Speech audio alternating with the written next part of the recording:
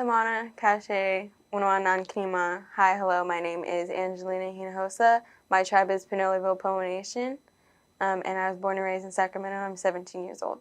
Suicide prevention is important to me because being a youth in today's generation is kind of hard, whether it's things outside of culture and community that you do without school or things at home. But with our Native youth, our percentages are so high that it makes it hard for us to understand what is suicide. Even though we speak about it a lot in our communities, which is something I also want to give props for us for, it still happens, and a lot of us don't know what it is. I personally deal with mental health, which is another really heavy topic that a lot of people don't know. What are the signs of it? What is it exactly? Why are we feeling this way? Which is something that a lot of our youth don't understand. And so this month is important, even though we get this word out all the time, like what is suicide prevention? What does mental health look like? This month is important because we want to focus on, okay, who are our Native youth that need that support, that need that help?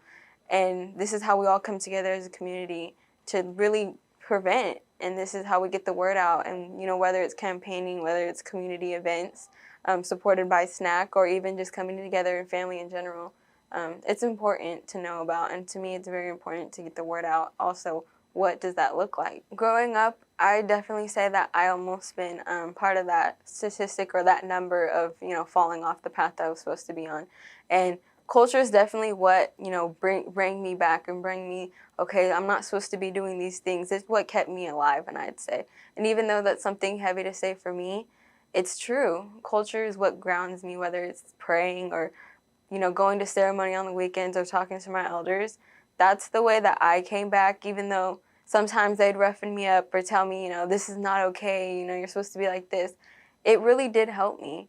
It really helped me being around community. It really helped me, especially going to ceremonies, being in culture, because it's definitely something that gave me a purpose of being here. Being a Native youth in today's society, you don't see a lot of people that look like you, so it's easy to get lost in the wrong crowds. And that's exactly what happened to me. And so culture bring me a sense of this is where I belong. SNAC was one of those places that I'd say gave me a sense of belonging, because I get to meet youth that look like me and that do things just like me, whether it's ceremony or culture, and understand what that looks like. I think I started definitely was NYA, the Native Youth Ambassadors, was where I found youth that definitely I just connected with immediately. Other than NYA, I also worked with the Spark team, which is also, when I grew up a little more within the community, I was able to start campaigning and doing things after learning all that knowledge from being a Native Youth Ambassador and holding all these events. I was definitely able to become a Spark member, which also we did campaigns like keeping our elders safe, Suicide Prevention Month, whether it's including LGBTQ+, or even just our Native youth in general.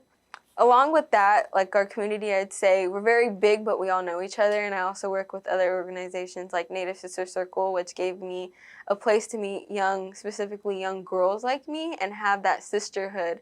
Not only that, I'm also with the California Native Youth Rope Project, but that was more taught me in organizing skills.